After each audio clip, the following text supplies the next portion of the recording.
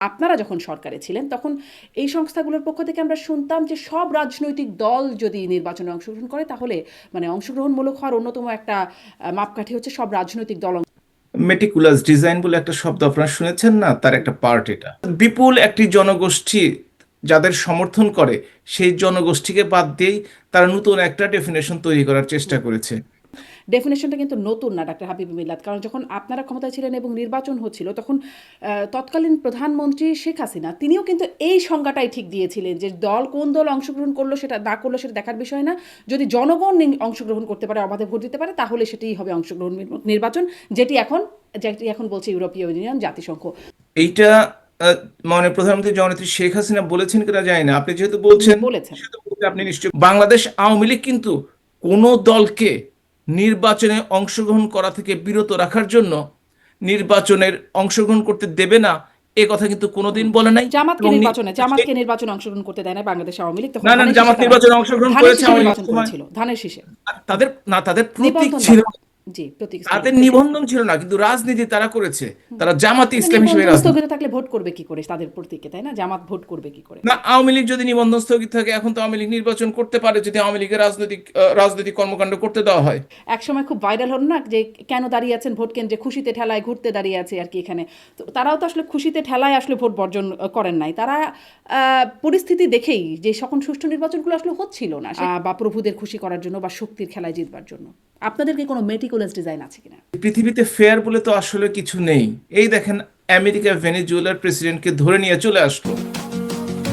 এই দেখেন, ইরানে আক্রমণ করার চেষ্টা চলছে, অর্থাৎ জোর যার মূল্য তার।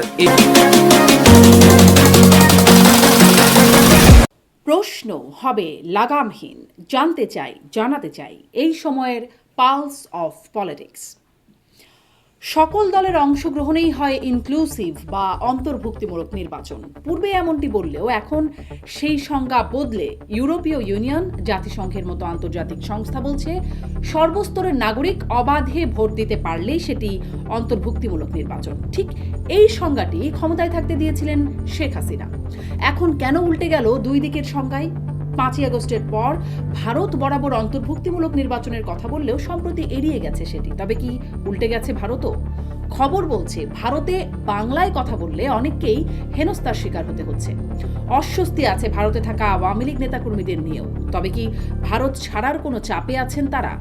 কেন এখন এসে মার্কিন সাবেক কূটনীতিকরা প্রধান উপদেষ্টা ডক্টর ইউনূসকে আওয়ামী লীগের সাথে রিকনসিলিয়েশনের সম্ভাব্যতা নিয়ে কথা বলছেন, যার সম্ভাবনা ডক্টর ইউনূস নাকচ করলেও আওয়ামী লীগ কি চাইছে সমঝোতা? মেটিকুলাস ডিজাইনে সফল হয়েছে গণ অভ্যুত্থান, পতন হয়েছে আওয়ামী লীগের। এখন ক্ষমতার রাজনীতিতে ফিরতে কেমন মেটিকুলাস ডিজাইন করছে আওয়ামী লীগ? এসব নিয়ে কথা বলতে স্বপ্নধরা নিবেদিত পালস অফ পলিটিক্সে আমার আজকের অতিথি আওয়ামী লীগের সাবেক এমপি এবং পররাষ্ট্র মন্ত্রণালয় সম্পর্কিত সংসদীয় স্থায়ী কমিটির সদস্য ডাক্তার হাবিবে মিল্লাত। ডাক্তার হাবিবে মিল্লাত, আপনাকে স্বাগত জানাচ্ছি পালস অফ পলিটিক্সে আমার আজকের আয়োজনে। ধন্যবাদ আপনাকে, দর্শকদের শুভেচ্ছা। আপনাকেও অনেক ধন্যবাদ, যুক্ত হচ্ছেন আপনি। আমি শুরু করব আপনার কাছে, যেহেতু আপনি আওয়ামী লীগ সরকারের সময় আপনি পররাষ্ট্র মন্ত্রণালয় সম্পর্কিত স্থায়ী কমিটির সদস্য ছিলেন এবং এখনও বিভিন্ন আন্তর্জাতিক তৎপরতা আপনার মাধ্যমে হয় আওয়ামী লীগের হয়ে আপনি করেন। সেহেতু আপনার কাছে বিশেষ করে কিছু আন্তর্জাতিক প্রসঙ্গগুলোই আনবার চেষ্টা করব, কিছু লোকাল প্রসঙ্গ হয়তো আসবে। যে সম্প্রতি আমরা দেখলাম ইউরোপীয় ইউনিয়নকে সাংবাদিকরা প্রশ্ন করেছিল যে অংশগ্রহণমূলক নির্বাচন বলতে তারা কি বোঝাচ্ছে। তখন বলছেন যে সব শ্রেণী পেশা, নারী পুরুষ থেকে সব শ্রেণী পেশার নাগরিকরা যদি ভোট দিতে পারেন তাহলেই সেটি অংশগ্রহণমূলক নির্বাচন বলে তারা গণ্য করছেন। তার কয়েক মাস আগে জাতিসংঘের কাছ থেকেও এরকমটা একই রকম একটা সংজ্ঞা পেয়েছিলাম। অংশগ্রহণমূলক নির্বাচন বলতে তারা বোঝাচ্ছে সব সব সেক্টরের নাগরিকরা যদি ভোট দিতে পারেন তাহলেই সেটি অবাধে ভোট দিতে পারলেই অংশগ্রহণমূলক নির্বাচন। যেখানে আপনারা যখন সরকারে ছিলেন তখন এই সংস্থাগুলোর পক্ষ থেকে আমরা শুনতাম যে সব রাজনৈতিক দল যদি নির্বাচনে অংশগ্রহণ করে তাহলে মানে অংশগ্রহণমূলক হওয়ার অন্যতম একটা মাপকাঠি হচ্ছে সব রাজনৈতিক দল অংশগ্রহণ করতে পারে। এখন আসলে সংখ্যাটা বদলে গেল নাকি, মানে কেন বদলালো? মেটিকুলাস ডিজাইন বলে একটা শব্দ আপনারা শুনেছেন না, তার একটা পার্ট এটা।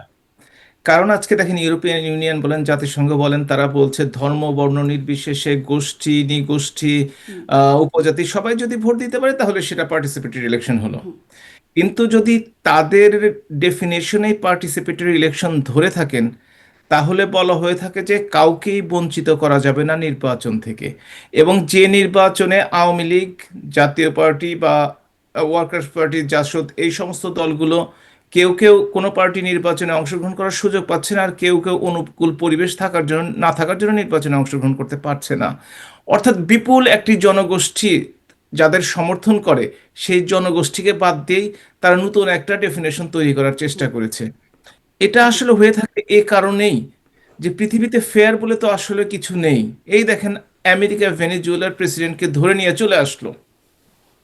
এই দেখেন, ইরানে আক্রমণ করার চেষ্টা চলছে, অর্থাৎ জোর যার মুল্লুক তার, এই অবস্থায় দেশটি চলছে এখন। হুম। আর বাংলাদেশের ক্ষেত্রে ছোট দেশ হওয়ার কারণে পরাশক্তিরা যেভাবে চালাতে চায়, বাংলাদেশের ডক্টর ইউনূসের পুতুল নাচের সরকার সেভাবেই চলেন। জি। এবং আপনি যদি খেয়াল করে দেখে থাকেন, তারা কিন্তু প্রথমে নির্বাচন দিতে চায় না, এখন নির্বাচন দেওয়ার জন্য একদম অস্থির হয়ে গেছে। অস্থির হওয়ার কারণটি হচ্ছে তারাও বুঝতে পারছে যে বাংলাদেশের এই 55 বছরের ইতিহাসে এরকম দুর্বল সরকার কখনো দেখা যায় নাই, এরকম অযোগ্য সরকারও কখনো দেখা যায় নাই। এবং আইন শৃঙ্খলা পরিস্থিতি হচ্ছে 55 বছরের মধ্যে সবচেয়ে তলানিতে। আপনি গতকালকে একটা রিপোর্ট দেখছিলাম যে গত 16 মাসে 113টি মাজার ভাঙা হয়েছে। গত 6 মাসে 116 জন সংখ্যালঘু মানুষকে হত্যা করা হয়েছে। এর আগে আমরা দেখেছি বিভিন্ন রিপোর্টে যে 600-700 মানুষ এই সরকার ক্ষমতায় নেওয়ার পর মব লিঞ্চিংয়ে, মব ভায়োলেন্সে নিহত হয়েছে। আপনি একটা কথা চিন্তা করে দেখেন, এই নিয়ে কিন্তু কোনো বড় ধরনের মানবাধিকার সংস্থা হয়তো দুই একটা বিবৃতি দিতে পারে, কিন্তু বড় কিন্তু কিছু করেনি। জি, কিংবা আমি কেন বড় কিছু করে নাই সেই প্রসঙ্গগুলো আসবো। কিন্তু আপনি বলছেন যে আসলে এই যে নতুন ডেফিনিশনটা কিন্তু নতুন না ডাক্তার হাবিব মিল্লাত। কারণ যখন আপনারা ক্ষমতায় ছিলেন এবং নির্বাচন হচ্ছিল তখন তৎকালীন প্রধানমন্ত্রী শেখ হাসিনা তিনিও কিন্তু এই সংজ্ঞাটাই ঠিক দিয়েছিলেন যে কোন দল অংশগ্রহণ করলো সেটা না করলো সেটা দেখার বিষয় না। যদি জনগণ অংশগ্রহণ করতে পারে, অবাধে ভোট দিতে পারে, তাহলে সেটাই হবে অংশগ্রহণ নির্বাচন, যেটি এখন বলছে ইউরোপীয় ইউনিয়ন, জাতিসংঘ। অর্থাৎ যদি জননেত্রী শেখ হাসিনাকে তারা ফলো করেন তাহলে তাদেরকে ধন্যবাদ জানাই। কিন্তু প্রত্যেকটি আপনারা কি আপনাদের সেই ডেফিনেশনে স্ট্যান্ড করছেন? আমি শেষ করে নেই, প্রত্যেকটি এই ধরনের আন্তর্জাতিক সংগঠনের একটা রুলস অফ ল আছে, প্রসিডিওর আছে, যারা সেটা সর্বত্র সারা পৃথিবীর জন্য মেনে নেওয়ার কথা তাদের। আপনাকে একটা জাস্ট ছোট্ট একটা উদাহরণ দিই। সেটি হচ্ছে যে হিউম্যান রাইটস যে কমিশন আছে, United Nations human rights commission, গত বছর 12ই ফেব্রুয়ারিতে একটি রিপোর্ট বের করেছিল। তাতে বিভিন্ন প্রকার অসঙ্গতি আছে, যেখানে 1400 মানুষ হত্যার কথা বলা হয়েছে, যেখানে সরকার হিসাবে 832 জন, কিংবা জামাতের ওয়েবসাইটে আমি দেখলাম 804 জন, কিংবা বিভিন্ন জায়গা থেকে দেখা যায় যে এটার সময়টা অনেক বেশি লম্বা। 5ই আগস্টের পরে জননেত্রী শেখ হাসিনা যখন ক্ষমতা নেয় সেই সময়টিতে হত্যা করা হয়েছে। সুতরাং তারা সেটাকে 1400 হিসাবে কিন্তু এস্টাবলিশ করতে পেরেছে একটা মিথ্যা কথাকে। তারা লিখেছে কি, অ্যাজিউম অ্যাজ ম্যানি অ্যাজ 1400। কিন্তু তারা যখন রিপোর্টটি শুরু করেছে, প্রথমে একটা ফুটনোট দিয়ে রেখেছে তারা ছোট করে, this publication was not didn't follow the regulation of United Nations organizations editorial policy. তার অর্থ হচ্ছে তারা ইউনাইটেড নেশনসের একটা সংগঠন, অথচ তারা এডিটোরিয়াল পলিসি মানছেন না। এই হচ্ছে যখন পশ্চিমা দেশগুলো, বিশেষ করে শক্তিশালী পশ্চিমা দেশগুলো, নিজেরা যেটাকে নিজের স্বার্থে যেটা সবচেয়ে ভালো মনে করে সেটাকেই তারা করে থাকে। যেমন ধরেন, এখন চট্টগ্রাম পোর্টকে ছেড়ে দেওয়া হলো, বন্দরকে বন্দরকে ছেড়ে দেওয়া হয়েছে, সাথে সাথে স্থল বন্দরকেও ছেড়ে দেওয়া হচ্ছে। করিডোর নিয়ে কথা হচ্ছে, সেন্ট মার্টিনে যেতে ভোটার আইডি লাগে, ন্যাশনাল আইডি লাগে। এই প্রেসক্রিপশন অনুযায়ী যে সরকার চলবে, সেই সরকারের জন্য যেটি সুবিধা হয় সেটি তারা করার জন্য প্রভোগ করবে। কিন্তু একটা কথা তারা জানে না, আমরা যেমন এক সময় আমাদের জনপ্রিয়তা কম থাকার কারণে 2024 সনে আমাদেরকে পতন হয়েছে, আমরা আমরা সরকার থাকতে পারি নাই, তারা যে কাজটি করছে তাদেরকেও এর চেয়ে ভয়ানক বা ভয়াবহ পরিণতি অবশ্যই তাদেরকে গ্রহণ করতে হবে। এবং ইতিহাস এটাই বলে, এবং এই ইতিহাস থেকে এই যে আমরা ইতিহাস বেরোতে যে পারবো। এটাই বলে, সেটা আসলে ক্ষমতায় থাকলে কি বোঝা যায় না? মানে আপনারাও ঠিক বুঝতেন না, এখনো আপনি বলছেন যে তারা বুঝতে পারে নাই। মানে এটা কি ক্ষমতায় থাকলে বোঝা যায় না? ক্ষমতায় থাকলে আসলে বোঝা গেলেও মেনে নেয় না। আর দ্বিতীয়টি হচ্ছে, এই যে ডক্টর ইউনূস, যিনি অন্তর্বর্তীকালীন সরকারের প্রধান, তিনি লোভী, তিনি স্বার্থপর, সেগুলো আছে। তিনি চতুর আবার। তিনি যখন বুঝতে পেরেছেন বাংলাদেশের এই অস্থিতিশীল অবস্থা, হুম, বাংলাদেশের আইন শৃঙ্খলা পরিস্থিতির এতটা প্রকট অবস্থা, বাংলাদেশের অর্থনীতি ধ্বংসের মুখে, বাংলাদেশের জননেত্রী শেখ হাসিনা যে জিডিপি রেখে গিয়েছিলেন, যে অর্থনৈতিক প্রবৃদ্ধি রেখে গিয়েছিলেন, সেগুলো যখন ধারে কাছেও নাই, এবং জনরোষ যখন তার দিকে ধাবিত হচ্ছে এবং জনপ্রিয়তা যখন কমছে, তখন সে যেনতেন একটা নির্বাচন দিয়ে নিজে চলে যেতে চায়। হুম।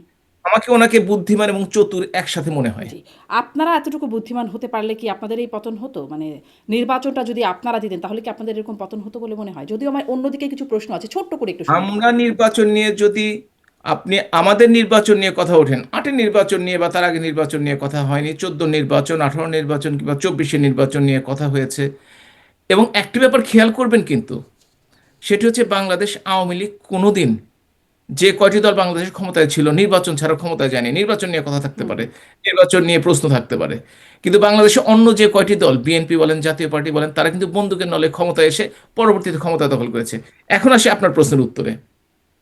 আওয়ামী লীগকে যদি এই ধরনের নির্বাচন করার অপরাধে দেশ ছাড়তে হয়, এখন যারা এই ধরনের নির্বাচন করছে, তারা কিভাবে দেশে থাকে বা থাকবে, জি, সেটা জি, ভবিষ্যতে বলে সেটি দিবে। অবশ্য আলোচনার বিষয় না। কারণ তাদের মধ্য থেকেই অনেকে বলছেন তারা এখন সেফ এক্সিট খুঁজছেন। সেটি নিয়ে আমি তাদের সাথে অনেক সময় কথা বলি। কিন্তু আপনার সাথে সেই প্রসঙ্গটিতে ফিরে যাই যে বলছিলাম যে শেখ হাসিনা যেই সংজ্ঞাটা দিয়েছিলেন তখন, যেটি আসলে এখন ফলো করছেন এই বিদেশি সংস্থাগুলো, যে জনগণ অংশগ্রহণ করতে পারলেই নির্বাচন, কোন দল অংশগ্রহণ করলো বা করলো না সেটি আসলে দেখার বিষয় না।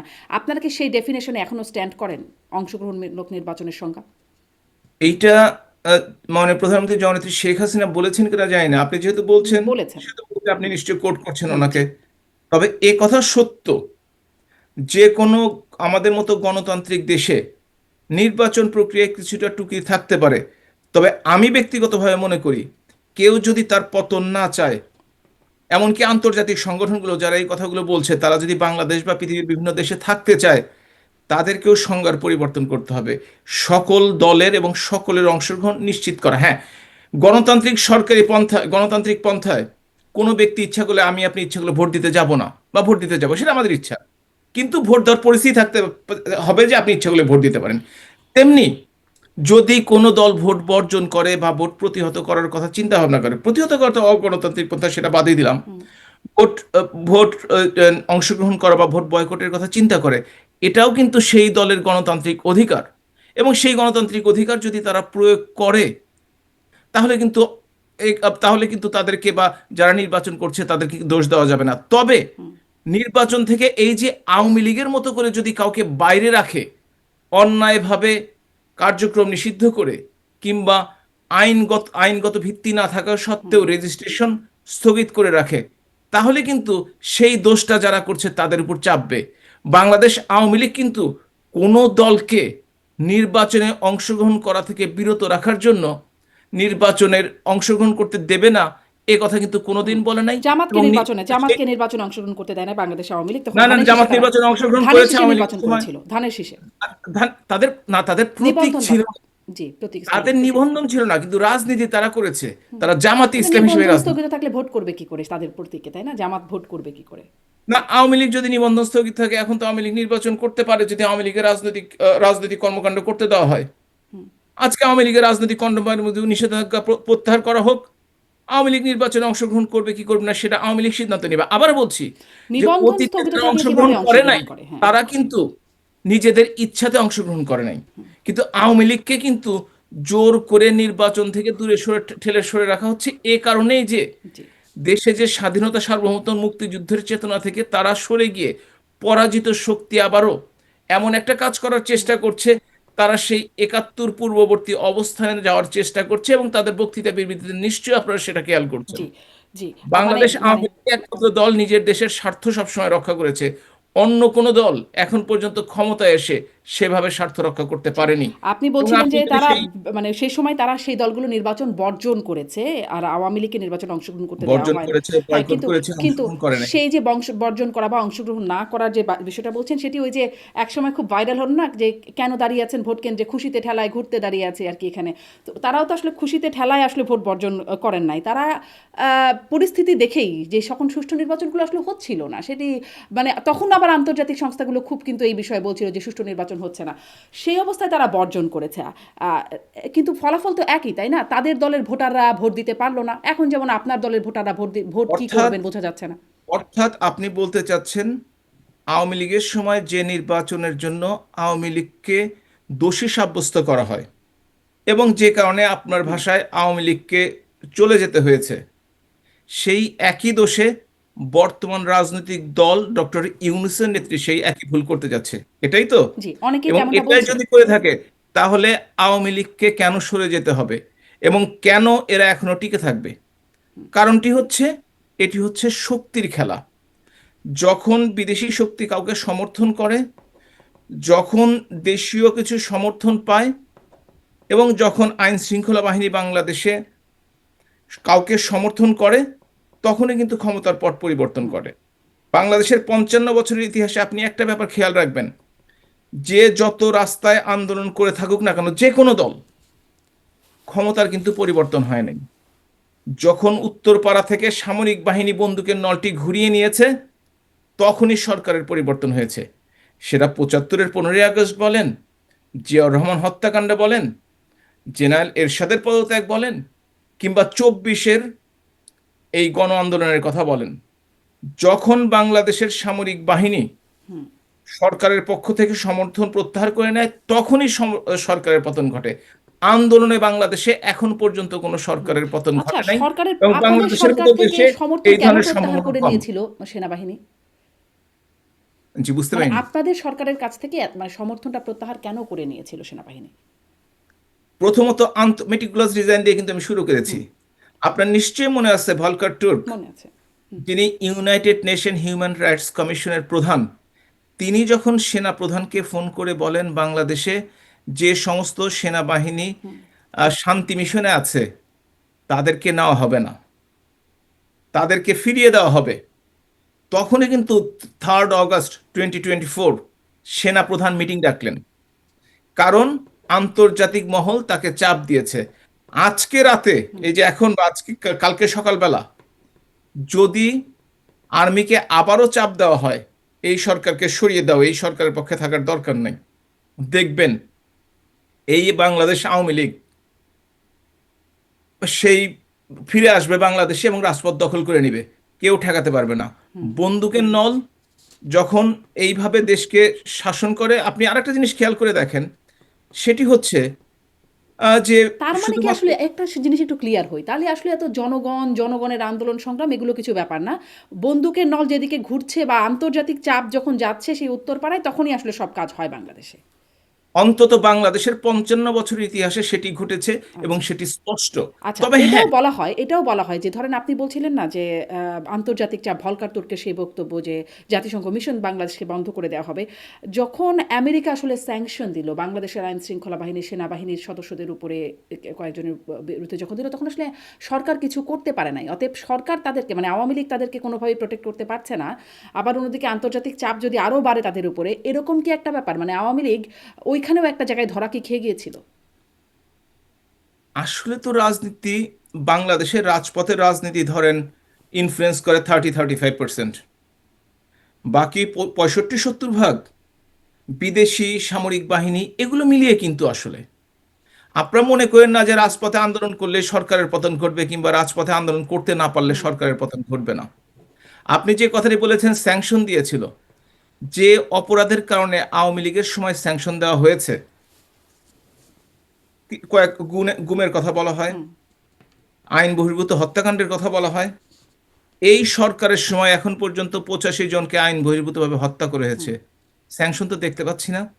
কারণ হচ্ছে যে স্টার্লিং থেকে শুরু করে পোর্ট পর্যন্ত যদি দিয়ে সন্তুষ্ট রাখা যায়, আজকালকার রাজনীতি আন্তর্জাতিক বাণিজ্যের রাজনীতি, এটা হচ্ছে তেলের রাজনীতি, গ্যাসের রাজনীতি, কিংবা যে দেশের যে সম্পত্তি রয়েছে সেটি দেওয়ার রাজনীতি, এবং সেটি দিয়ে যদি প্রভুদের খুশি রাখতে পারে তাহলে এই সব দেশে রাজনীতি করা সম্ভব হয়। তাহলে কি কিন্তু আপনারা প্রভুদের পার্লামেন্টে খুশি রাখতে দাঁড়িয়ে কিন্তু পড়েছিলেন বলে, কিন্তু আপনারা আপনারা পার্লামেন্টে আসলে দাঁড়িয়ে খুশি যদি রাখতে কেউ, পড়েছিলেন বলেই কি এই মানে এতগুলো বছর, প্রায় 15 বছরের উপরে, 17 বছরের মতো সময় নির্বাচন যেমন তেমন দিয়ে হলেও টিকেছিলেন? এটা একটু উল্টোভাবে আপনি বলেন। না টেকার কারণটা হচ্ছে পার্লামেন্টে দাঁড়িয়ে বঙ্গবন্ধু কন্যায় বলার সাহস পেয়েছিলেন যে চট্টগ্রামের একটা অংশ নিয়ে, মিয়ানমারের একটা অংশ নিয়ে একটি খ্রিস্টিয়ান রাষ্ট্র গঠনের চেষ্টা করা হচ্ছে, করিডোরের কথা বুকে সাহস নিয়ে দাঁড়িয়ে বলেছিলেন তিনি। এখন এই জন্য সেই হয়তো সাহসটা কই তাকে গেল? বা মানে এখন সেই সাহসটা কই গেল? আমি এই কথাটা কেন জিজ্ঞাসা করছি ডাক্তার হাবিবে মিল্লাহ, যে কতগুলো সাক্ষাৎকার যে দিলেন সাবেক প্রধানমন্ত্রী শেখ হাসিনা এক নাগারে বিভিন্ন আন্তর্জাতিক গণমাধ্যমে, তখন তিনি বলছেন যে মার্কিনিরা বা আমেরিকা যে সরকার পতনের মানে আওয়ামী লীগ সরকার পতনের জন্য দায়ী, এটা তিনি মনে করেন না, এর কোনো প্রমাণ নাই, এরকমটা তিনি এখন এসে বলছেন। আমি কয়েকদিন ধরে এটা নিয়ে প্রশ্নও করছিলাম যে এরকম একটা একটা রাজনৈতিক একটা মানে বক্তব্যের একটা পল্টি হলো কিনা এখানে, যে যেখানে তিনি একবার না একাধিকবার এই কথাটা বলেছেন যে যদি সেন্ট মার্টিন দিয়ে দিতে পারতাম, যদি ঘাঁটি করতে দিতাম, তাহলে আমার ক্ষমতায় থাকতে কোনো সমস্যা হতো না। কিন্তু এখন বলছেন যে এরকম কোনো প্রমাণ নাই যে মার্কিনিরা এটা করেছেন। আপনি দেখেন, উনি যে প্রথমে বলেছেন সেন্ট মার্টিন দিয়ে দিতে পারলে বা ঘাঁটি করতে দিলে আমরা ক্ষমতায় থেকে যেতে পারতাম, এ কথা কিন্তু সংসদে বারবার দাঁড়িয়ে বলেছেন এবং বিভিন্ন সংবাদ সম্মেলনেও বলেছেন। এটা নিয়ে স্পষ্ট। এবং সেজন্যই আমেরিকার ডিপ স্টেট এবং দেশীয় ষড়যন্ত্রকারীরা মিলে, ওই যে আপনার খেয়াল আছে যে একটি এনজিও ইউএস এইডের মাধ্যমে 29 মিলিয়ন সরাসরি, 21 মিলিয়ন পাশ দিয়ে দিয়ে আন্দোলনকে চাঙ্গা করা হয়েছে, নিশ্চয়ই খেয়াল আছে আপনার।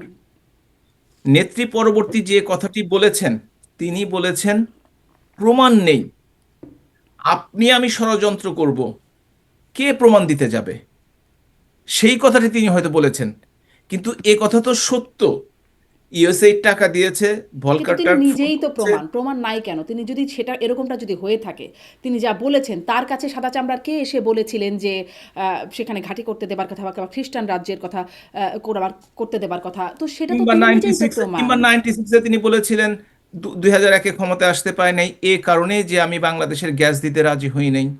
মনে আছে নিশ্চয়ই আপনার তাহলে কথা। প্রমাণ নাই বলছেন কেন?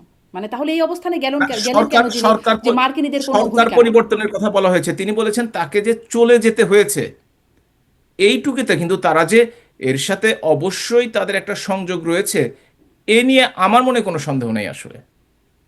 তাহলে তিনি কেন অবস্থানটা পরিবর্তন করলেন, এটা আমি মানে বুঝতে পারি না। আমি বিভিন্ন সময় তিনি জিজ্ঞাসা করছি। হয়তো আমাদের চেয়ে বেশি বুঝেন ডেফিনেটলি, এবং তার কাছে খবর আমাদের চেয়ে অনেক বেশি, এবং জি। হয়তোবা সেজন্যই তিনি নাকি কথাটি আসলে বলেছেন। আপনি যে একটু আগে বলছিলেন না, বিদেশি প্রভুদের খুশি করে থাকতে পারলে এখানে আবার নতুন কোনো সমীকরণ তৈরি হচ্ছে, যার কারণে বক্তব্যের পরিবর্তন হচ্ছে? রাজনীতিতে সমীকরণের শেষ নাই।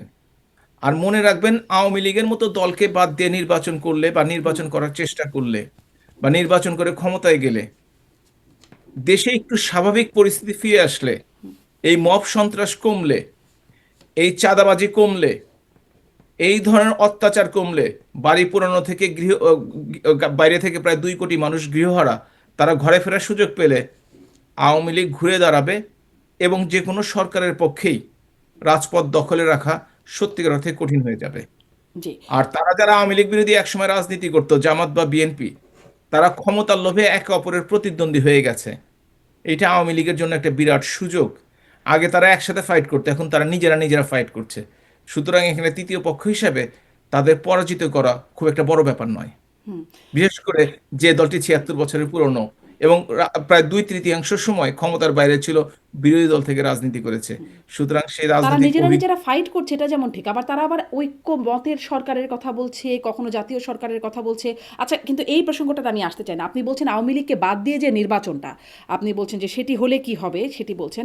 কিন্তু ধরেন, আমি আবারও সাবেক প্রধানমন্ত্রী শেখ হাসিনা তিনি 24-এর নির্বাচনের পরে বলেছিলেন যে 75-এর পর, আমি কোট করি, 1975-এর পর সবচেয়ে অংশগ্রহণমূলক এবং প্রতিযোগিতাপূর্ণ নির্বাচন হয়েছে 24-এর 7ই জানুয়ারি।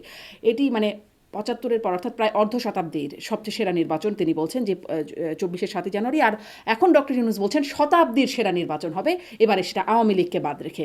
মানে অর্ধ শতাব্দীর সেরা নির্বাচন আপনারা উনি কি করেছিলেন আর শতাব্দীর সেরা নির্বাচন? দুজনেই কি সে সময় ক্ষমতায় ছিলেন বা আছেন? কোন দুজনেই?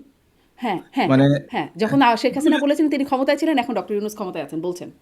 সুতরাং ক্ষমতায় থাকলে ক্ষমতার চেয়ারটা একটু অন্যরকম থাকে, কথাবার্তা একটু অন্যরকম হয়ে যায়, আচ্ছা, মানে দোষটা ব্যক্তির না, ক্ষমতার। ক্ষমতার আসলে। আচ্ছা। এবং ডক্টর ইউনূসের মতো লোক দেখেন না কিভাবে ইউনিভার্সিটি গুলোতে যে হাসি খুশি হুম, মুডে হাত নেড়ে পা নেড়ে চোখ নেড়ে কি সুন্দর বক্তৃতা করতো। হুম, উনি এখনো সেই মুডেই আছেন। আর ক্ষমতা থাকার কারণে কখন কি বলেন, তিনি হুম, তো বলেছেন আল্লাহ তাআলা আছে, তার উপরেও কেউ আছে, তাকে সন্তুষ্ট করতে চাই। সুতরাং ক্ষমতায় থাকলে সব কথা ধরা যাবে না, হুম, হুম। এবং ক্ষমতায় থাকলে মানুষ মাথা ঠিক থাকে কিনা যথেষ্ট সন্দেহ আছে। জি।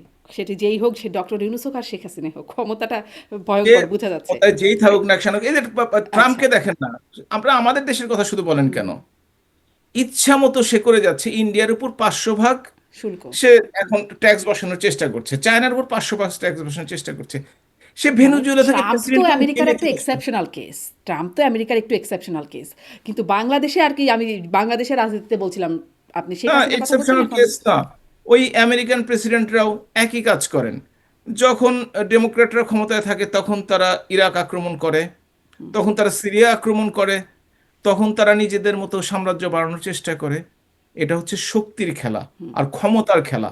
এই শক্তি ও ক্ষমতাকে যারা মনে করে চিরস্থায়ী, তারা বড় ভুল করে, সে যেই হোক না কেন। জি। আমি পরবর্তীতে আপনার কাছে শেষের দিকে এসে জিজ্ঞাসা করব, শক্তির খেলা, ক্ষমতার খেলা বা প্রভুদের খুশি করার যে বিষয়টা, না করতে পারলে বা উত্তর পাড়াকে সন্তুষ্ট করা, আন্তর্জাতিক চাপ তৈরি করা, এখানে আপনারা আসলে কি করছেন? এটা একটা কৌশল এবং কূটকৌশলও বটে। সেখানে আপনাদেরটা কি, সেটা আমি একদম পরে আসি। কিন্তু আরেকটু মানে কূটনীতিতে যা চলছে সেটি একটু কথা বলি। মার্কিন দুজন সাবেক কূটনীতিক যমুনায় প্রধান উপদেষ্টার সাথে দেখা করেছেন এবং সেখানে তিনি বলছেন যে দক্ষিণ আফ্রিকার বর্ণবাদ পরবর্তী সময়ে যে ট্রুথ অ্যান্ড রিকনসিলিয়েশন কমিশন হয়েছিল, সেরকম কিছু বাংলাদেশে করার সম্ভাবনা আছে কিনা এই বিষয়ে কথা বলেছেন। সেক্ষেত্রে তারপরে ডক্টর ইউনূস একটা রিপ্লাই করেছেন, সেটাও আমি একটু পরে বলি। কিন্তু এই যে আলোচনাটায় আসলো ট্রুথ অ্যান্ড রিকনসিলিয়েশন, দুজন সাবেক কূটনীতিক এসে বলছেন, এটা কেন মানে বলছেন, কেন এখন ট্রুথ অ্যান্ড রিকনসিলিয়েশনের ডক্টর কথা আসছে? ইউনূস তারা বলেছেন, কিন্তু ডক্টর ইউনূস যে জবাবটি দিয়েছেন, হয়তো আপনি বলবেন রিকনসিলিয়েশন করলে আওয়ামী লীগ ফিরে আসবে বা আওয়ামী লীগকে আসার সুযোগ দেওয়া হবে, এই ধরনের কথা আপনি হয়তো বলবেন। তার আগে আমি একটা কথা বলি, ডক্টর ইউনূসকে বিশ্বাস করবেন না। তিনি যা বলেন তিনি সেটা করেন না। তিনি আমেরিকায় কি বলেছিলেন খেয়াল আছে, যে আওয়ামী লীগকে সাময়িকভাবে স্থগিত করা হয়েছে, কার্যক্রম নিষিদ্ধ করা হয়নি। এখন তার তার সঙ্গপাঙ্গরা, তার যিনি স্পোকস পারসন, সেই প্রেস শফিক, তিনি বলেন, প্রেস সচিব, যে আওয়ামী লীগের ক্ষমতা আসতে দেওয়া হবে না, এবং দেশে ফিরে এসেই তিনি তার চোখ পাল্টে নিয়েছেন। অর্থাৎ তিনি দেশে এক কথা বলেন, তিনি বাংলাদেশে আর এক কথা বলেন। তিনি বিদেশিদের সামনে এক কথা বলেন, তিনি এনসিপি জামাতের সামনে এক কথা বলেন, আবার ওই কথাটি ঘুরিয়ে বিএনপির সামনে বলেন। সুতরাং তাকে নিয়ে আলোচনা করা খুব একটা জরুরি না। তবে একটা কথা বলি, সাউথ আফ্রিকায় কি হয়েছিল, নেলসন ম্যান্ডেলা ক্ষমতায় আসার পরও কিন্তু সকলকে নিয়ে সরকারে অংশগ্রহণ করার সুযোগ করে দিয়েছিল, নির্বাচনে অংশগ্রহণ করার সুযোগ দিয়েছিল। কিন্তু ডক্টর মোহাম্মদ ইউনূস তার স্পোকস পার্সনের মাধ্যমে কিন্তু বলেছেন আওয়ামী লীগের কোনো সুযোগ নাই। যদিও অন্যায়ভাবে অর্ডিন্যান্সের মাধ্যমে আহ, এটা বা নিষিদ্ধ করা হয়েছে কার্যক্রম, কিন্তু তারপরে এটা বলা হচ্ছে কোনো সুযোগ নাই। সুতরাং তার কথা আসলে বাংলাদেশের জনগণ যেভাবে 2004 অগাস্ট পূর্ববর্তীতে শুনতো, বিশ্বাস করত, প্রথম 3 মাসের মধ্যেই তার ক্রেডিবিলিটি নষ্ট হয়ে গেছে। শুধু বাংলাদেশে না, বাংলাদেশের বাইরে আপনি দেখেন 14 বার সফরে গেছে, মাত্র মালয়েশিয়া ছাড়া কোনো সরকার প্রধানের দেখা পায় নাই। আর যেগুলো পেয়েছে শুধু ফটো সেশন। এবং ইংল্যান্ডের কথা বলেন, ইটালির কথা বলেন, ফ্রান্সের কথা বলেন, প্রাইম মিনিস্টারদের সাথে দেখা করার জন্য তিনি অস্থির ছিলেন, একজনও দেখা করে নাই। বেসরকারি সফর, নিজে হয়তো একটা পুরস্কার নেবেন এই জন্য আসেন, নিজে হয়তো একটা ব্যবসায়িক কর্মকাণ্ডে আসবেন, নিজে হয়তো তারেক জিয়ার সাথে দেখা করতে আসবে, এই জন্য আসেন। সুতরাং তাকে নিয়ে আসলে আলোচনা করাটা সময় নষ্ট। আর সেও ভাবছে ফেব্রুয়ারির পর তো আমি সেফ এক্সিটে চলেই যাচ্ছি, আমাকে আর পায় কে। কিন্তু একটা কথা মনে রাখতে হবে, পৃথিবীর সর্বত্র আওয়ামী লীগ এবং তার সহযোগী সংগঠন আছে, প্রত্যেক দেশে আছে। কোথাও যেও সে শান্তিতে থাকতে পারবে, এটা না করার যথেষ্ট কারণ থাকতে পারে। হুম, মানে কি হবে? ওই যে যেমন জাতিসংঘ সফরে আসছিলেন তখন যেমন ডিম মারা হয়েছিল বা গালাগালি, সেরকম কিছু আওয়ামী লীগ করবে তাকে নিয়েও? না, তাকে বিচারের আওতায় আনার চেষ্টা করবে। যেমন হেগে একটা কোর্ট আছে, সেইখানে অলরেডি পিটিশন জমা দেওয়া হয়েছে। কাজ করবে কি করবে না সেটা পরের কথা, কিন্তু এই যে মিথ্যা মামলা, হত্যা মামলা, মিথ্যা মামলা দিয়ে আইসিটি কোর্ট সহ বিভিন্ন জায়গায় যে নেত্রী সহ সবাইকে যে হেনস্থা করা হচ্ছে আইন কানুন না মেনে, এবং না, অপরাধ করে থাকলে আমার কোনো দোষ নাই, সেটা আমার ক্ষেত্রেও, যদি অপরাধ করলে তাকে শাস্তি পেতে হবে। কিন্তু এই যে হেনস্থা করা হচ্ছে লক্ষ লক্ষ মানুষকে, তিনি জীবনের শেষ দিন পর্যন্ত তাকেও এই হেনস্থার শিকার হতে হবে। আমি বলিনি তাকে ডিম ছুঁড়ে মারবে, আমি বলিনি তাকে রাস্তায় এই বয়স্ক মানুষটাকে হয়তো বা হেনস্থা করবে, আমি সেই হেনস্থার কথা বলিনি। কিন্তু মানসিকভাবে সবাইকে যেমন অশান্তিতে রেখেছে, তিনিও মৃত্যুর আগ দিন পর্যন্ত শান্তিতে থাকতে পারবেন কিনা আমার যথেষ্ট সন্দেহ আছে। মানে আপনারাও কি সেরকমই একটা মানে কি বলে প্রতিহিংসার শিকার, যে আপনাদের সময় ওরকম লক্ষ লক্ষ মামলার কথা শুনেছি, বিএনপি নেতাকর্মীরা নাকি রাতে বাড়িতে ঘুমাতে পারতেন না, তাদেরকে মানে অনেকে রিক্সা চালকও হতে হয়েছে বিএনপির কর্মীদের, এরকম কথা শুনেছি এবং হয়েছেও। অনেকের নামে অনেক মিথ্যা মামলা ছিল, আমরাও দেখেছি। কথাটা কথাটা গণমাধ্যমে কথা আংশিক বলার সত্য। পর নিচ থেকে ধরে নিয়ে যাওয়া হচ্ছে, এরকম ঘটনা তো ঘটেছিল। হ্যাঁ, একটা ঘটনা ঘটেছে, এরকম ঘটনা একটা ঘটেছে। আর আজকে বাংলাদেশের টেলিভিশনে কেউ কথা বলতে পারে না, সেটা আওয়ামী হচ্ছে লীগ পারে না। পার্থক্য। দেখেন যে আমাদের সময় টক শোতে বিএনপি, জাতীয় পার্টি, কমিউনিস্ট পার্টি থেকে সবাই আসতে পারতো, একজনকে মাত্র অ্যারেস্ট করা হয়েছিল, সেটা আপনি উদাহরণ হিসেবে টানলেন, ঠিক আছে, সেটা আমাদের দোষ, তাতে ধরা হয়েছে। আর এখন আমাদের পক্ষে কেউ কথা বলার, তাকে বলা হয় কি, এই যে শাহনাজ মুন্নি চাকরি থেকে সরে যেতে হয়েছে, আপনার সাথে কাজ করতেন, আপনারা একই সাথে কাজ করতেন। আপনাদের 12 জন সাংবাদিক জেলে আছে খুনের মামলায়, অন্য কোনো মামলায় না। হ্যাঁ, যদি সে অপরাধী হয়ে থাকে অন্য মামলায় তাকে ধরা যেতে পারে, কিন্তু খুনের মামলায় 300-র উপর সাংবাদিকের নামে বিভিন্ন ধরনের খুনের মামলা আছে।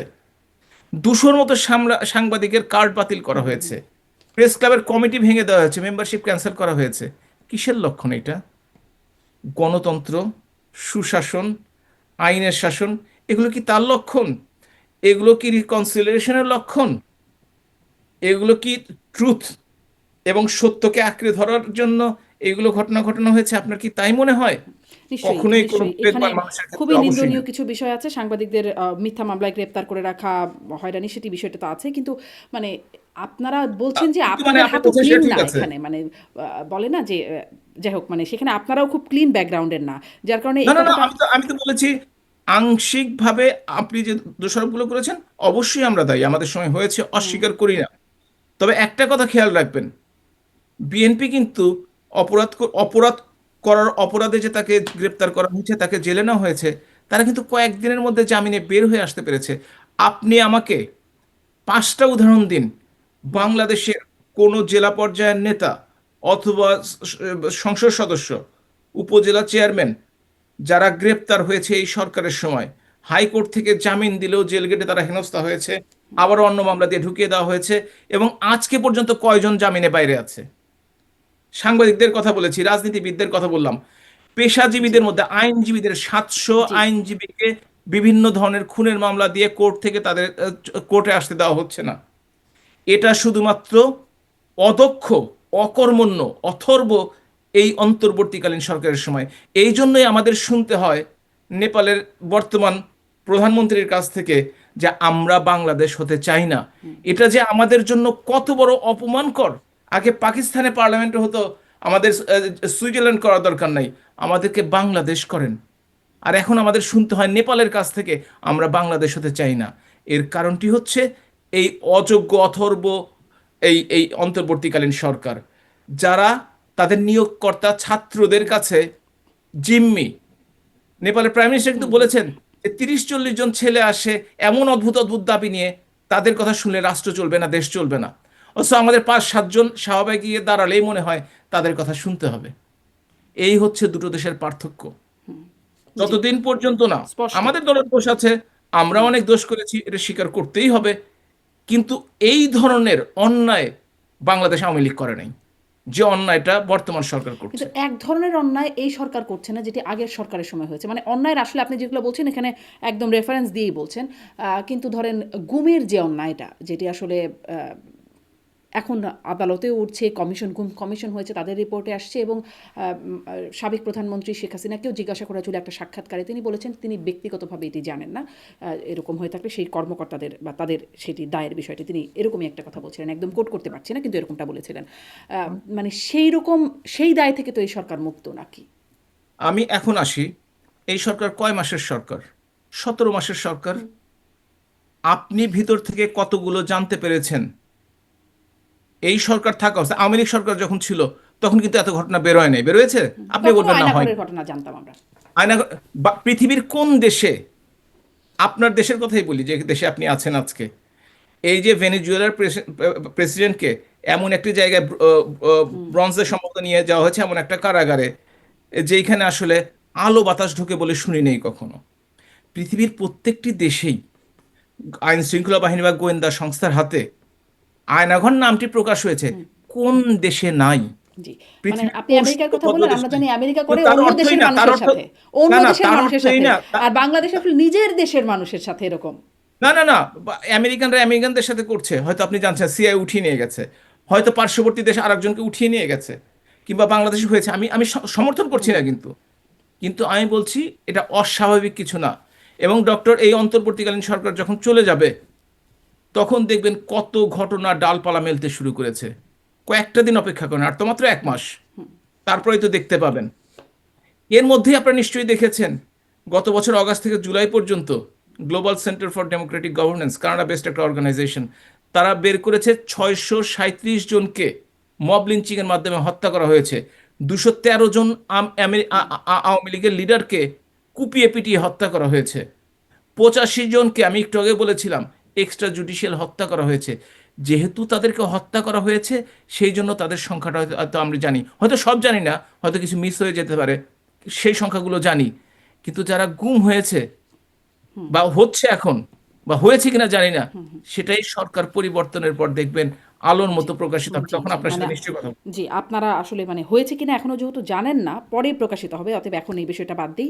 আসি যে মানে আমি বলছিলাম, আপনিও বলছিলেন একটু ওই ট্রুথ অ্যান্ড রিকনসিলিয়েশন সম্পর্কে, মানে অনেকগুলো বিষয় বাদ পড়ে আছে। তারপরে আসার চেষ্টা করি যে আমি জিজ্ঞাসা করছিলাম কেন এখন এই ট্রুথ অ্যান্ড রিকনসিলিয়েশনের প্রশ্নটা আসছে? কেন মার্কিন কূটনীতিকরা বলছেন এটি একটা বিষয়, এবং ডক্টর ইউনূস যে রিপ্লাইটা সেখানে করলেন যে সাবেক শাসকরা এখনও তাদের অপরাধ অস্বীকার করে যাচ্ছে, ফলে এই ধরনের প্রক্রিয়া শুরুর পরিবেশ তৈরি হয়নি, তাদের অপরাধের পাহাড় সমান প্রমাণ আছে, সেগুলো সব জঘন্য অপরাধ, তবুও তারা অস্বীকার করে যাচ্ছে। এই হচ্ছে ডক্টর ইউনূসের বক্তব্য। আমি ওই প্রশ্নটা আছে যে কেন এখন ট্রুথ অ্যান্ড রিকনসিলিয়েশনের প্রশ্ন আছে, এবং আসলে আওয়ামী লীগের পক্ষ থেকেও কি কোথাও আসলে কোনো রকম প্রক্রিয়া আছে কিনা? কারণ আওয়ামী লীগের সভানেত্রী শেখ হাসিনা, সাবেক প্রধানমন্ত্রী, তিনিও ওই সেই সাক্ষাৎকারগুলোর মধ্যে একটিতে বলছেন আলটিমেট রেসপন্সিবিলিটি তিনি স্বীকার করছেন। তিনি south China morning morning post. পোস্টে দেওয়া সাক্ষাৎকারে বলছেন যে তিনি রিগ্রেট করছেন নিডলেস ব্লাডশেড। কথাটা আমি পড়ছিলাম যে একদম যদি কোট করি, বাংলাদেশ মানে পত্রিকাটিকে কোট করি, Bangladesh fugitive former prime minister Sheikh Hasina has expressed regret over the needless bloodshed as her administration tried to squash student-led protest that resulted in her losing power after 15 years. So এই যে মানে নিডলেস ব্লাডশেডের কথা তিনি স্বীকার করছেন, তিনি রিগ্রেট শব্দটিও সেখানে ব্যবহার করা হয়েছে। আসলে রিগ্রেট করা মানে আমরা তো বলছি, বা ডক্টর ইউনূস বলছেন অস্বীকার করছেন, আপনারা কি আসলে স্বীকার করার দিকে একটু একটু কাজ করছেন? প্রথমত, রাষ্ট্র পরিচালনা করতে হলে কোনো যদি প্রতিষ্ঠান প্রধান বা রাষ্ট্রপ্রধান, সরকার প্রধান থাকেন, অবশ্যই তাদের দায় দায়িত্ব থাকে, এটা অস্বীকার করার উপায় নেই। ডাইরেক্ট না থাকলে ইনডাইরেক্টলি, কারণ সেটাই তার দায়িত্ব, দেশে আইন শৃঙ্খলা রাখা, জনগণের স্বার্থ রক্ষা করা, জনগণের অধিকার রক্ষা করা। সেইখানে যদি কোনো ঘটনা ঘটে থাকে, এই জন্য মাননীয় প্রধানমন্ত্রী বলেছেন, তিনি রিগ্রেট করেছেন, অর্থাৎ দুঃখ প্রকাশ করেছেন যে এইটি হয়েছে। এটি আসলে 15 বছর শাসনে আওয়ামী লীগের জন্য যেমন সত্য, 55 বছরের ইতিহাসে সকল সরকার যা করেছে তার জন্য সত্য। আপনি যদি লাল দিঘির ময়দানে 24 জন মানুষকে গুলি করে হত্যা করলো, সেখানে জেনারেল এরশাদকে দায়ী করতে পারেন। 3,000-এর বেশি মুক্তিযোদ্ধা হত্যার জন্য জিয়াউর রহমানকে দায়ী করতে পারেন। বেগম খালেদা জিয়াকে 21শে আগস্ট গণহত্যার জন্য দায়ী করতে পারেন। তেমনিভাবে 2024-এ যা ঘটতে পারে তার জন্য আওয়ামী লীগ সরকারকে দায়ী করতে পারেন। আর এই যে হাজার খানেক লোক মারা গেল ডক্টর ইউনূসের সময়, তাকেও তো সেজন্য দায়িত্ব নিতে হবে। সুতরাং এইটা হচ্ছে এটা রেসপন্সিবিলিটি, এবং হেড অফ স্টেট হিসেবে তাকে অবশ্যই দায়িত্ব নিতে হবে। তিনি সরাসরি হুকুম দিয়ে হত্যা করিয়েছেন কিনা, তিনি সরাসরি নিজ হাতে গুলি করেছেন কিনা, তিনি নজরে পিটিয়ে মেরেছেন কিনা, সেটা না হলেও দায়িত্বে থাকার কারণে সমস্ত বাহিনী তার হাতে। সুতরাং যে সরকারি আসুক না কেন, সে যে সরকারি আইনের মুখোমুখি হোক না কেন, তাকে অবশ্যই সেই দায়িত্বটুকু নিতে হবে, এবং জননেত্রী শেখ হাসিনা সেটুকুই নিয়েছেন। এবং কেউ যদি এটা না নিতে অস্বীকার করেন, সেই তাহলে সেই দায়িত্ব যখন ধরনের নিয়েছে দলের সেটি সঙ্গে আসা আলটিমেট দরকার নেই। রেসপন্সিবিলিটি। আর ওই যে অনুশোচনা বা রিগ্রেটের ব্যাপারটা, যে নিডলেস সিক্রেটের ব্লাডশেড, ব্যাপার দুঃখ- অপ্রয়োজনীয় ব্লাডশেড যেটি হয়েছে তার অ্যাডমিনিস্ট্রেশনের দ্বারা, সেটিও তিনি বলছেন। মানে সেই রিকনসিলিয়েশনের যে প্রস্তাবটা মার্কিন কূটনীতিকরা আনলেন, সেখানে কি আওয়ামী লীগের কোনো অবস্থান আছে? মানে ডক্টর ইউনূস তো নাকচ করলেন, কিন্তু আওয়ামী লীগ কি চায় একটা রিকনসিলিয়েশন প্রক্রিয়ার মধ্যে যেতে? প্রথমত হচ্ছে যে আমি আওয়ামী লীগের নীতি নির্ধারক পর্যায়ে কেউ না, সুতরাং এ ব্যাপারে পার্টি থেকে কি সিদ্ধান্ত আসবে আমার পক্ষে বলা কঠিন। তবে ব্যক্তিগতভাবে যদি আমাকে জিজ্ঞেস করেন, আমি যে কোনো ঘটনার জন্য যদি কোনো মায়ের বুক খালি হয়, যদি কেউ আহত হয়, যদি কেউ পঙ্গু হয়, যদি এর সাথে কেউ দায়ী থাকে, তাদের অবশ্যই বিচারের আওতায় আনতে হবে, কোনো সন্দেহ নেই। সাথে সাথে এ কথাও বলে রাখি, রাজনৈতিক প্রতিহিংসা কিংবা রাজনৈতিক ভাবে পঙ্গু করে দেওয়ার জন্য, রাজনীতির মাঠ ছাড়া করার জন্য যদি মিথ্যা মামলা দেওয়া হয়, মিথ্যা মামলায় ফাঁসিয়ে দেওয়া হয়, সেটাও আমরা চাই না, সেটারও প্রতিবাদ করি। এবং সে কারণেই আওয়ামী লীগ দলগতভাবে কি করবে সেটা কিন্তু পার্টির সাধারণ সম্পাদক ওবায়দুল কাদের একবার বলেছেন, দেশে ফিরে যাই, তারপরে বিদেশ থেকে কি বলবো দেশে যে আগে কথাটি বলবো, এটা উনি বলেছেন কিন্তু। এবং আপনি রিগ্রেটের কথাটা নিজেই 2-3 বার পড়ে শোনালেন। সুতরাং সেই দিক দিয়ে আরেকটি কথা আমি ইম্পর্টেন্ট কথা বলতে চাই, সেটি হচ্ছে যে যে দুইজন কূটনীতিক এসছিলেন তারা কিন্তু সাবেক, আপনি নিশ্চয়ই খেয়াল করেছেন। আপনি তো জানেন সরকারি চাকরি চলে যাওয়ার পরে যখন সাবেক হয়ে যায়, তাদের গুরুত্বটা হয়তো স্যার শুনতে পছন্দ করেন তারা, কিন্তু তাদের পরামর্শ বা আদেশ কিন্তু কেউ মানে না। সুতরাং এই যে দুজন এসছেন, তারা কেন এসছেন, কোন কারণে এসছেন, এবং ডক্টর ইউনূস দুজন সাবেককে কেন অ্যাপয়েন্টমেন্ট দিলেন, সেটা কিন্তু আমার বোঝার বাইরে। তার কি কোনো কাজ নাই? বাংলাদেশের মানুষ যেখানে 1,000-এর মতো মানুষ মারা গেছে, যেখানে চাঁদাবাজি থামানো যাচ্ছে না, যেখানে সন্ত্রাস সর্বত্র, যেখানে সংখ্যালঘুদের নির্যাতন করা হচ্ছে, যেখানে নারী এবং শিশুদের ধর্ষণ ভীষণভাবে বেড়ে গেছে তাহলে গত তাদের এজেন্ডা কি আছে সেটি বোঝা যাচ্ছে না, তাই বলছেন? তারা কেন আসলো এটাই তো বুঝতে পারলাম না। এবং তারা এসে কেন উপদেশ দিতে আসলেন? তাদের না আছে নিজের নিজের দেশে ক্ষমতা, তারা কেন অন্য দেশে এসে ক্ষমতা খাটানোর চেষ্টা করবে? এটা তো আমি বুঝতে পারলাম না। হতে পারে ডক্টর ইউনূসের এক সময়ের পরিচিত ছিলেন, তার সাথে হয়তো চেনা জানা ছিল, তারা দেখা করতে এসছে। আর বাংলাদেশের সাংবাদিকরা তো কেউ প্লেনে উঠলে কখন তিনি প্লেনে উঠলেন, কখন এয়ারপোর্টে ঢুকলেন, কোন প্লেনটা কোথায় আছে সেটাও দেখাতে অভ্যস্ত। সেই সাংবাদিকরা হয়তো ছবি তুলেছে। আর যেহেতু এই ছবিটা না তুললেই চলবে না, কারণ দুজন সাদা চামড়ার মানুষ দুজন আছে, তাও ডক্টর ইউনূসের সাথে দেখা করেছে, বর্তমানেও পৃথিবীতে বাইরে গেলে দেখা করে না কেউ, তাহলে একটা ইম্পর্টেন্ট ইস্যু। সেই জন্য হয়তো ডাস্টবিন শফিক, সরি, ওই যে প্রেস সেক্রেটারি শরীফ শফিক, সে হয়তো বেশ গুরুত্ব দিয়ে ছাপিয়েছে। এটাও হতে পারে যে এটা একটা প্রোপাগান্ডা, যে এখনো সাদা লোকজন ডক্টর ইউনূসের সাথে দেখা করে। হ্যাঁ, ইংল্যান্ডে দেখা করে নাই, ইটালিতে দেখা করে নাই, কিংবা ফ্রান্সে দেখা করে নাই, কিন্তু দেখো আমেরিকানরা কিন্তু দেখা করে, আমেরিকানরাই কিন্তু তারা তো আজকাল দেখা করেনি, হয়তো মানে প্রধানমন্ত্রী পর্যায়ের লোকজন দেখা করেন নাই, আপনি বলছিলেন সেটি। কিন্তু আরেকটা কথা যে আপনি বলছিলেন না, যে এখন আসলে কিছু সংস্থা বলছেন আওয়ামী লীগকে নির্বাচনে অংশগ্রহণ করতে দেওয়া উচিত, বা কিন্তু খুব আগে যেরকম খুব বড় সময়, যেমন ধরেন সব দূতাবাসগুলো যৌথভাবে, একটা পশ্চিমা দূতাবাসগুলো একটা বিবৃতি দিত বিভিন্ন সময়, আমরা দেখেছি যখন জাতিসংঘ বা ইউরোপীয় ইউনিয়ন তখন তারা খুব সক্রিয় ছিল, কিন্তু তাদের ডেফিনেশন এখন প্রথমে যেটা দিয়ে শুরু করলাম একটা পরিবর্তন হচ্ছে। এটি কেন আসলে? তারা কি আসলে ডক্টর ইউনূস সরকারকে বেশি পছন্দ করে, আপনাদের মানে কম পছন্দ বা অপছন্দ করে? এটি কি কারণ? প্রথমত আমি কিন্তু শুরুই করেছিলাম মেটিকুলাস ডিজাইন দিয়ে। প্রত্যেকটা ডিজাইনের একটা পার্ট থাকে, এবং তারা সেটা ফলো করতে থাকে একটা নির্দিষ্ট সময় পর্যন্ত, যতক্ষণ না চেঞ্জ হয়। হয়তোবা তারা এখনো সেই ধরনের কোনো ইঙ্গিত পায়নি যে তাদের স্ট্র্যাটেজি এখন চেঞ্জ করতে হবে।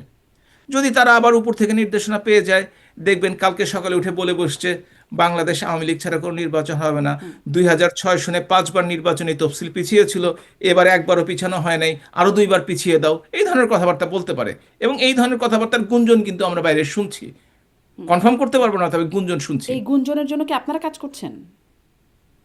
এটা তো স্বাভাবিকভাবেই বাংলাদেশ আওয়ামী লীগ চাইবে নির্বাচনে অংশগ্রহণ করার জন্য, এবং এটা তো স্বাভাবিকভাবে আওয়ামী লীগ চাইবে রাজনীতিতে প্রতিষ্ঠিত হওয়ার জন্য। বাংলাদেশের প্রাচীনতম দল, বাংলাদেশের তাহলে কি সবচেয়ে আপনারা জনপ্রিয়। নির্বাচন পিছিয়ে দেওয়ার জন্য কাজ করছেন? না, আমি সে কথা বলিনি। আমি বলেছি নির্বাচনে অংশগ্রহণ করার জন্য কাজ করছি। আচ্ছা, আচ্ছা, আপনি বলছিলেন যে নির্দেশনা চেঞ্জ হলে অবস্থান পরিবর্তন হবে, হয়তো মেটিকুলাস ডিজাইনের এখনও ওইটাই চলছে, সেটি আপনি বলছিলেন। কিন্তু আমি একটু জিজ্ঞাসা করতে চাই, ভারত তারা আসলে কি করছে? কারণ তাদের কাছ থেকে আমরা সবসময় শুনতাম, আওয়ামী লীগের বন্ধু সবসময় হিসেবে ভারতকে চেনা হয়, ভারত বলতো সবসময় বলেছে ইনক্লুসিভ নির্বাচনের কথা। কিন্তু পররাষ্ট্রমন্ত্রী জয়শঙ্কর যখন বেগম জিয়ার মৃত্যুর পরে তার বিশেষ বিদায়ের অনুষ্ঠানে অংশগ্রহণ করতে এসে তারেক রহমানের সাথে কথা বললেন, তখন নির্বাচনের জন্য তখন তিনি শুভ কামনার কথা বললেন। তিনি বললেন নির্বাচনের পরের সরকারের সাথে একটা সুপ্রতিবেশী সুলভ আচরণ তৈরি হবে, এবং তিনি সুপ্রতিবেশী সুলভ বার্তা নিয়েই তিনি এসেছিলেন। সেটি আবার তিনি ফিরে গিয়ে এক সংবাদ সম্মেলনে বা সাংবাদিকদের প্রশ্নের জবাবে তিনি এই বিষয়গুলো বললেন। মানে আগে যেটা ভারত বলতো অংশগ্রহণমূলক নির্বাচন, যেটি অবশ্য আবার আওয়ামী লীগ সরকার যখন নির্বাচনগুলো আয়োজন করতো তখন বলতো না, পরে যখন আওয়ামী লীগের পতনের পরে বারবার শুধু অংশগ্রহণমূলক নির্বাচনের কথাটা শোনা যেত, এখন আর শোনা যাচ্ছে না। এবারে তিনি বললেন না, শুধুই নির্বাচনের জন্য শুভকামনা জানান। ভারতও কি আসলে কোনো জায়গা থেকে তাদের মেটিকুলাস বা তাদের কোনো ডিজাইনের পরিবর্তন হলো?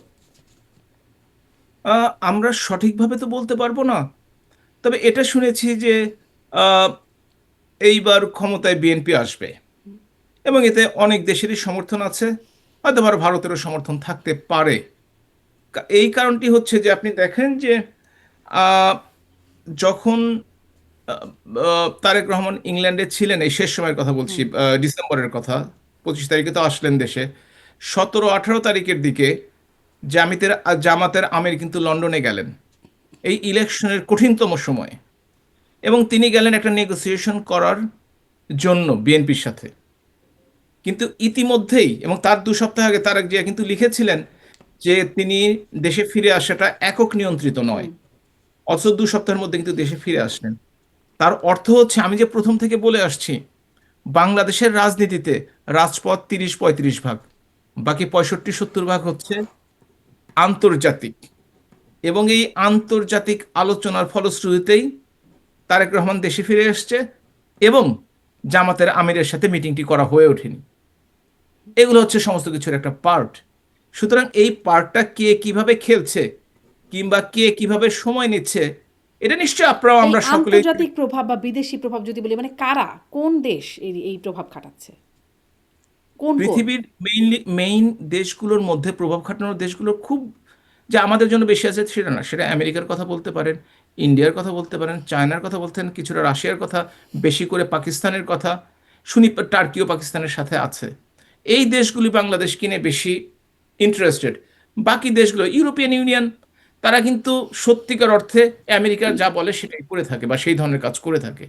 সুতরাং বুঝতে হবে যে সকলে মিলে যার শক্তিটা এখন একটু বেশি তারা জয়লাভ করে, আবার আরেকজনের শক্তি যদি একটু পরে বেড়ে যায় সে আবার এর পিছনে ফেলে সামনের দিকে এগিয়ে যাবে।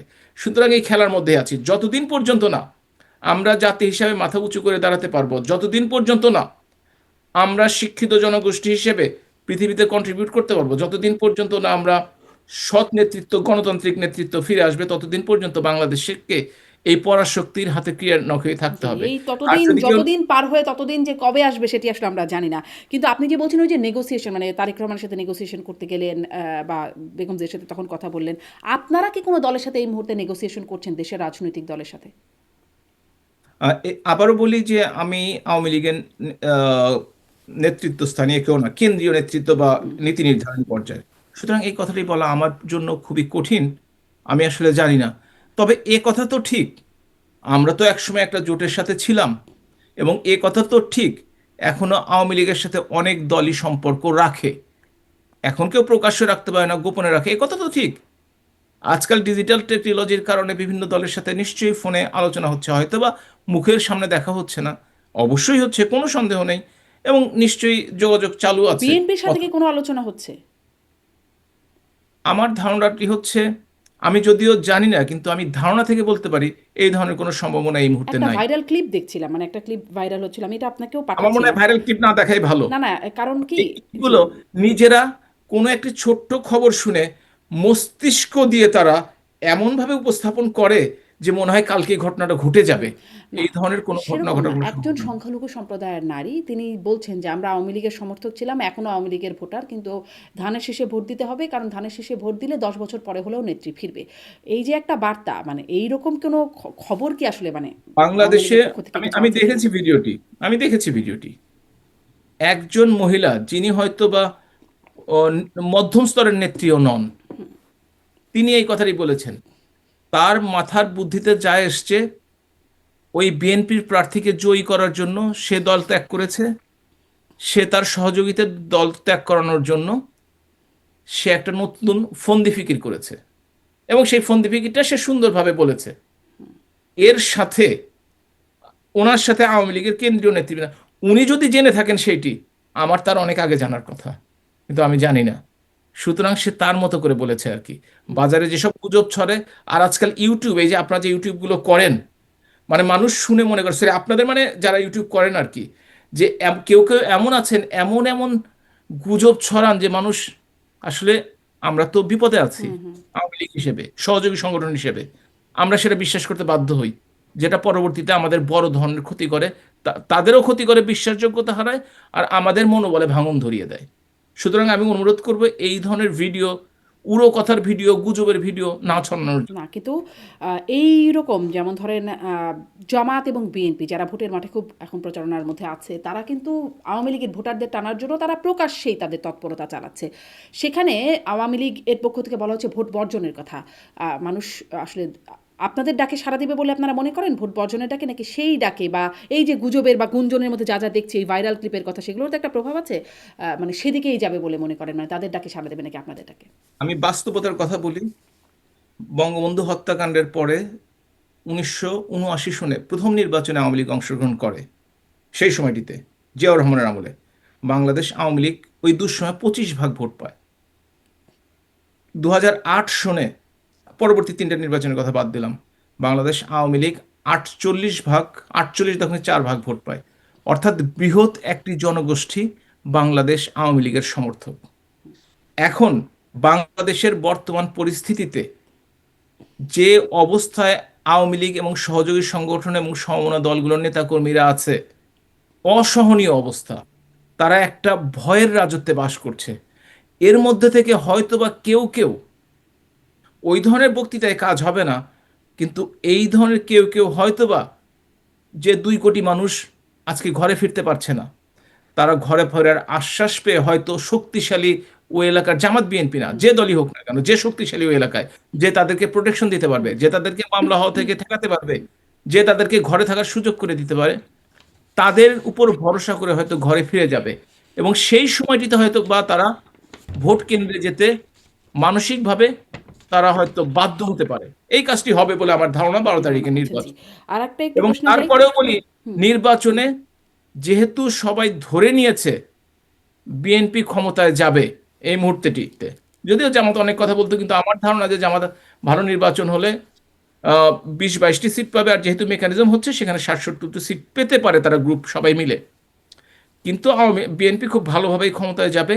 এবং এই জন্য আপনি তো জানেন, কিছু মানুষ থাকে মানে যারা শক্তির সাথে সবসময় থাকতে চায়, তারা হয়তো সেই সময়টিতে যাবে। আবার এমনও হতে পারে, যেমন অনেকে ভোট কেন্দ্রে যাবে না, কারণ তাদের প্রার্থী তো জিতেই যাচ্ছে। সুতরাং কি হবে এই মুহূর্তে বলাটি আসলে সত্যিকার অর্থে কঠিন। আচ্ছা, একটু আবার ভারতের প্রসঙ্গে আসি, যে ভারতে এখন বাংলা ভাষাভাষী থাকলে সেখানে তারা একরকম বাংলা ভাষায় কথা বললে হেনস্থার শিকার হচ্ছেন, এরকম খবর আমরা দেখেছি। বা তাদেরকে নির্বাসন বা তাদেরকে ফিরিয়ে দেওয়ার মতো বিষয়ে আলোচনা উঠে যাচ্ছে তখন বাংলা ভাষাভাষী মানে আওয়ামী লীগের নেতাকর্মী অনেকেই ভারতে আছেন। কোনো বিপদে আছেন, মানে এই ধরনের কোনো সমস্যায় পড়ছেন জানেন? আমাদের জানা মতে আসলে বাংলাদেশি যারা, অর্থাৎ রাজনৈতিক কারণে যাদেরকে দেশ ছাড়তে হয়েছে, আহ, তাদের কোনো প্রকার অসুবিধা আছে বলে আমি আজকে পর্যন্ত জানি না। তবে যে কথাটি বলা হচ্ছে, বিহার থেকে এবং বিভিন্ন রাজ্য থেকে বা পশ্চিমবঙ্গ থেকে যারা বিভিন্ন দেশে গেছে, বিভিন্ন রাজ্যে গেছে, তাদের কারো কারো অসুবিধা হয়েছে। আর এ কথা তো সত্য, বাংলাদেশ এবং ভারতের মধ্যে যে 4200 কিলোমিটার পোরাস বর্ডার রয়েছে, সেই বর্ডার দিয়ে যদি কোনো সন্ত্রাসী, জঙ্গি বা কাউকে যদি খুঁজে পাওয়া যায়, যেমন মুর্শিদাবাদে 6 জন অ্যারেস্ট হয়েছে, তাদের জঙ্গি সম্পৃক্ততা পাওয়া গেছে, তাদের সাথে রাজনৈতিক কোনো সম্পৃক্ততা পাওয়া যায়নি। এই ধরনের ঘটনা 2-3 বার ঘটেছে। তার তার জন্য আসলে রাজনৈতিকভাবে যারা দেশ ত্যাগ করতে বাধ্য হয়েছে, তাদের কোনো হেনস্থা হয়েছে আজকে পর্যন্ত আমি শুনিনি। আপনি জানেন না, কিন্তু একটা শক্তি বা একরকম অস্বস্তি ভারতের মধ্যে আছে যে এইভাবে মানে আসলে তো যারা রাজনৈতিক কারণে আওয়ামী লীগের যারা ভারতে আশ্রয় নিয়েছেন তারা অনেকেই অবৈধভাবে সেখানে গেছেন বা অবৈধভাবে আছেনও এখন, সেটা হয়তো রাজনৈতিক কারণে তাদের একটা পারমিশন আছে সেখানে থাকবার জন্য। কিন্তু মমতা বন্দ্যোপাধ্যায়ও কিছুদিন আগে বলছেন যে ভারত অনেককেই বাংলাদেশ থেকে দেরকে রাজনৈতিকভাবে এনেছেন এবং অতিথি হিসাবে তারা ভারতের অতিথি হিসেবে আমরা এখনও অবধি কিছু বলি নাই। মানে এই যে বক্তব্য যে এখনও অবধি আমরা কিছু বলি নাই, আসলে এই অস্বস্তিতে কোনো রকম চাপ অনুভব, ভারত ছাড়ার কোনো চাপ কি সেখানে নেতাকর্মীরা অনুভব করছে? এ কথা আপনাকে মনে রাখতে হবে যে ভারতের বিভিন্ন দেশে বন্ধু আছে। দালাই লামার কথা চিন্তা করে থাকেন, প্রায় 69 বছর আগে, আমি যদি এখন তো ভুল না করি, প্রায় 69 বছর আগে তিনি দেশ ছেড়ে, সেই যে ঝাড়খণ্ড আছেন এই বর্তমানে, তাকে কিন্তু দেশ ছেড়ে, তার সহযোগীদের দেশ ছেড়ে চলে যেতে হয়নি। আমি দার্জিলিংয়ে দেখেছি, না দার্জিলিং না, হ্যাঁ দার্জিলিংয়ে দেখেছি তিবেতিয়াদের জন্য একটা বিশাল এলাকা রয়েছে যেখানে 300-400 থাকে, এবং তারা কিন্তু ভারতীয় নাগরিকও নয়, তারা কিন্তু রাজনৈতিক আশ্রয় প্রার্থীও নয়, তাদের কিন্তু আজকে পর্যন্ত কিছু বলা হয়নি। ভারত যদি যাদেরকে তারা আশ্রয় দিয়েছে, মমতা বন্দ্যোপাধ্যায় বলেছেন এ কারণেই যে যেভাবে বিজেপি হিন্দুত্ববাদকে সামনে নিয়ে এসে তার ভোট ব্যাংকে থাবা বাড়াতে চাচ্ছে, এবং 2-4 জন মুসলিম নেতা বাংলাদেশের পক্ষে কথা বলে তার ভোট ব্যাংকে থাবা, বাংলাদেশের বিপক্ষে মানে আওয়ামী লীগের বিপক্ষে কথা বলে ভোট ব্যাংকে থাবা বসানোর চেষ্টা করছে, তিনি সেইভাবে রাজনৈতিক কথা বলে তার ভোটারদের সন্তুষ্ট করতে চাচ্ছেন। এটা রাজনৈতিক চাল। কিন্তু ভিতরে যদি দেখে থাকেন, তাহলে পূর্ণ নিরাপত্তা দিয়ে সকলকেই কিন্তু ভারতে, শুধু পশ্চিমবঙ্গে না, ভারতে রাখা হয়েছে, এবং তাদের উপর কোনো চাপ নেই আজকে পর্যন্ত। এপ্রিলে নির্বাচন হবে, সবাই তো নির্বাচনের বিভিন্ন ধরনের কথা বলবেই, এটাই তো স্বাভাবিক রাজনীতিবিদরা তার করবে। মানে আওয়ামী লীগের নেতাকর্মীদের উপর কোনো চাপ আপনি অনুভব করেন নাই বা আপনি জানেন না। আমি একটু এটা শেষের দিকে একদমই শেষ প্রসঙ্গে একটু এটা শুনতে চাই যে আসলে কদিন আগে দেখলাম যে যেহেতু আপনি আসলে আন্তর্জাতিক বিষয়ে কাজ করেন, আগেও করতেন যখন ক্ষমতায় মানে আওয়ামী লীগ ছিল এবং এখনও আপনি সেই বিষয়গুলো করছেন। আম, বাংলাদেশ থেকে নিরাপত্তা উপদেষ্টা খলিলুর রহমান গিয়েছিলেন ভারতের নিরাপত্তা উপদেষ্টার আমন্ত্রণে, তার সাথে বৈঠক হয়েছে। দোহায়ও তাদের আবার মানে ভারতের কূটনীতিকদের সাথে কথা হয়েছে বলে আমরা জেনেছি যে ভারতে গিয়ে মার্কিন কূটনীতিকদের সাথে কথা বলেছেন বাংলাদেশের নিরাপত্তা উপদেষ্টা খলিলুর রহমান। কি কথা হচ্ছে সেটা আমরা জানি না, শুধু জানি গুরুত্বপূর্ণ। আপনারা কি কোনোভাবে জানেন যে কী রকম কথাবার্তা আসলে তাদের মধ্যে হয়েছে? আপনারা যদি দেখেন, তিনি কিন্তু এই অঞ্চলের সকল নিরাপত্তা উপদেষ্টাকে ডেকেছিলেন, শুধুমাত্র বাংলাদেশের খলিলুর রহমানকে ডাকেন নাই। সেটা নিশ্চয়ই আপনি খেয়াল করেছেন। এবং আপনি যদি দেখে থাকেন, প্রত্যেকটা দেশের আহ, নিরাপত্তা উপদেষ্টার সাথে কিন্তু অজিত দোভাল, যার নাম বলছেন, তিনি কিন্তু মিটিং করেছেন। সুতরাং বাংলাদেশ এটা কোনো এক্সেপশন নয়, এটা একটা নর্মাল আলোচনা। কি আলোচনা হয়েছে আমাদের পক্ষে জানা সম্ভব নয়।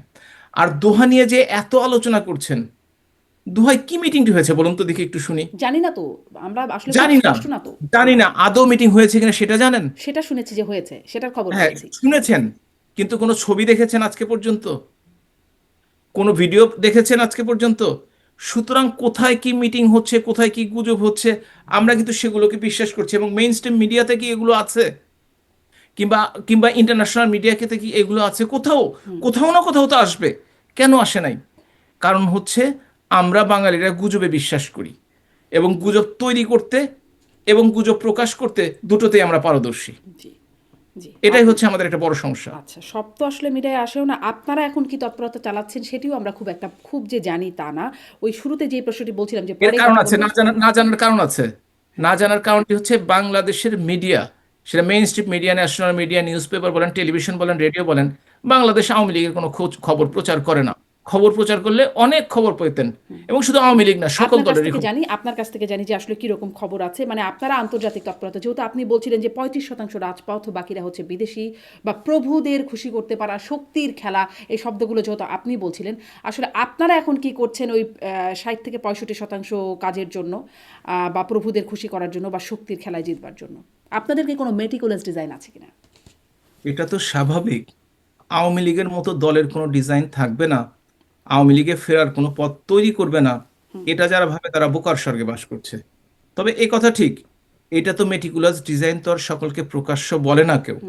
সুতরাং সেই ডিজাইনটা যখন বাস্তবায়ন হবে নিশ্চয়ই আপনারা দেখতে পাবেন। আচ্ছা, কোনো টাইমলাইন দেবেন নাকি সেটাও বলা যাবে না? রাজনীতিতে কোনোদিন টাইম লাইন থাকে না, এবং যে টাইম লাইন যারাই দিয়ে থাকে তারাই ফেল করেছে বাংলাদেশের ইতিহাসে। জি।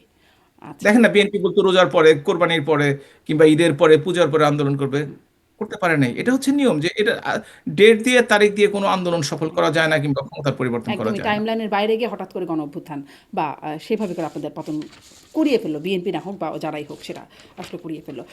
অনেক ধন্যবাদ। দেখা যাক আপনাদের ডিজাইনটা আমরা কবে জানতে পারি, বা সেই হিসাবে কী কাজ হয় সেটাও যদি পরবর্তীতে জানার সুযোগ হয়, যখন আসলে টাইমলাইন ছাড়াই যখন জানার সুযোগ হবে, তখন নিশ্চয়ই আপনার সাথেই আবার কথা বলার সুযোগ হবে। অনেক ধন্যবাদ ডাক্তার হাবিবে মিলাত আমাকে সময় দেওয়ার জন্য। আপনাকে অসংখ্য ধন্যবাদ এবং দর্শকদের শুভেচ্ছা জানাচ্ছি। ধন্যবাদ দর্শক সাথে থাকার জন্য।